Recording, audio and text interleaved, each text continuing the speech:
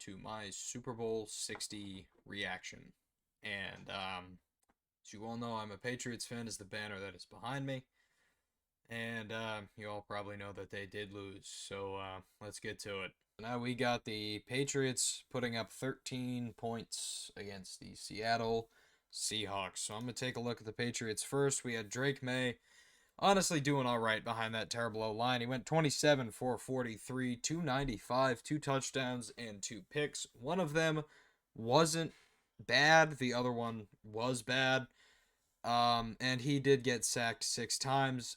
This stat line does not show how poorly he looked. The only thing that it really does is just like show the stat padding that went on in the fourth quarter, because the O-line for the Patriots was genuinely some of the worst football offensive line wise that I've seen them play all year. Rushing, we couldn't get anything. Receiving was led by Matt Collins, who had a beautiful touchdown, by the way. Drake May did have flashes of, hey, maybe we got a shot, but ultimately we didn't. The other passing touchdown did go to Ramondre Stevenson, as Stephon Diggs was pretty much bagged up the entire time. The defense played absolutely elite football up until the fourth quarter. That is genuinely, I think, the best that this Patriots defense has looked since they beat the Rams in Super Bowl 53. I believe that it was led by Christian Gonzalez, who only had 4 tackles, but that's because they were literally too scared to throw the ball to him. Christian Gonzalez was consistently bagging up JSN, and then when JSN went out, he was consistently bagging up Cooper Kupp. This defense is definitely the highlight of this Patriots team, even though the Seattle did put up 29 points, of which I will get to in a little bit. But it's mainly just they couldn't keep up this momentum, and Milton Williams also did get a singular sack. Now looking at the Seattle Seahawks, who won their second Super Bowl off of this, and it's Sam Darnold having a Sam Darnold kind of game. He got bagged. The defense up until the fourth quarter was very good from the Patriots. So Sam Darnold went 19 for 38, 202, and 1 touchdown. Did not turn over the ball. And I also should add that the Seattle Seahawks are the first team in NFL history to not have a turnover in an entire postseason run, which is insanely impressive. Rushing was led by the Super Bowl MVP, Kenneth Walker III, who had 27 carries for 135 yards. Could not get in the end zone, though, as the only person for Seattle to get in the end zone was A.J. Barner. Obviously, that's not counting the defensive touchdown, but receiving was led by Cooper Kupp as JSN got bagged up and then banged up. But the defense for Seattle was so good. I'm genuinely scared of it. But 2 guys, Byron Murphy and Derek Hall, had 2 sacks. Devon Witherspoon had that beautiful blitz sack.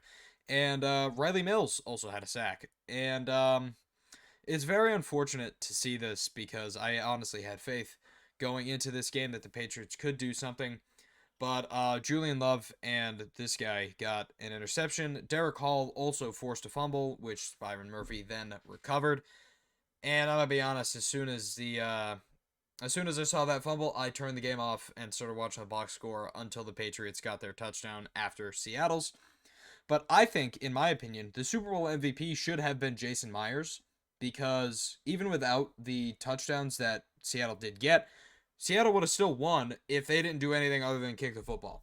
So, in my opinion, the Super Bowl MVP should be Jason Myers, but I completely understand why it is Kenneth Walker. He completely balled out, and no discrediting to him. And honestly, as a Patriots fan, the only thing that I can say is we heavily overachieved this season. We have a very young team, a very promising team going into next season. The only thing that we desperately need is a star O-lineman and a star receiver, because clearly defense isn't the issue. Another thing I just want to talk about is the halftime show. I thought it was honestly really good. Did I understand a single word that this dude was saying? Absolutely not. But the music was still really good. Like, I knew a couple of his songs because leading up to it, I did want to not seem like a complete idiot. So I listened to them. They're fire. I don't know what he's talking about, but, you know, they sound cool. So that's good. But yeah, I thought the halftime show was really good, and it was also really cool to see that they literally had a wedding, and I thought it was like a bit, like I thought it was like a performance kind of thing. No, they actually got married. And here is the first look at the Super Bowl 61 logo, which is another thing I wanted to talk about. And it's got like this cool like wave thing going. So obviously, big conspiracy theory, is that like the team's colors are in the Super Bowl logo and all that. So just looking off of this, there is a better photo on Instagram. However, I can't log into Instagram. I don't know why. But there's a better photo that isn't in like this huge graphic CG thing. But honestly, what this looks like to me is this looks like Philly colors or Jacksonville colors. So could be either. The top, I don't know. So it'd be Philly Bengals, in my opinion, if it is Philly. But if it was the Jags, I don't know. I don't think it'd be Jags Bucks. As cool as that would be, because it'd be a Florida Bowl, and Florida's a big market for all sports now, apparently. But it could also be the Miami Dolphins as well. But I just wanted to take a look at that. That is going to do it for today's video. It does suck that the Patriots lost, but another thing that doesn't suck is that you should like this video because I'm going to make more NFL content even though season is over. So, thanks again for watching, and I will see you in the next one. See ya.